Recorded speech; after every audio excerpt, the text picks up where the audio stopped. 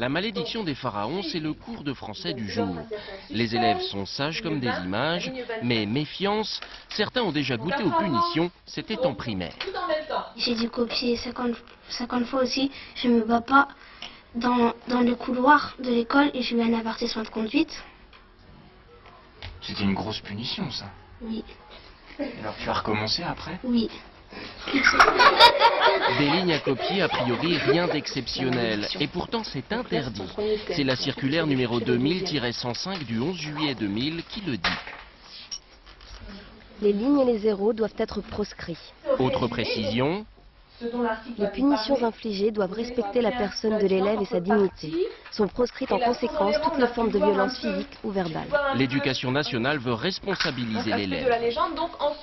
Il faut qu'il mesure la portée de ses actes. Il faut qu'il apprenne ce que être responsable veut dire.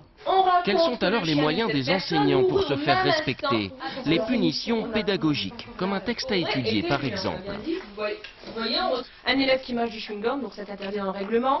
Voilà. Donc on va donner, donc moi j'ai une réserve de petits textes, donc un texte en rapport avec le chewing-gum. Et donc la dernière fois que l'élève a mâché du chewing-gum, je lui ai donné ce texte, après je n'ai plus vu de chewing-gum. Le travail comme punition, cela fait bondir certains psychiatres pour enfants. Le travail, l'apprentissage scolaire, c'est une récompense, ça ne doit pas être une punition. Et à ceux qui prônent le coup de règle sur les doigts, la réponse est simple.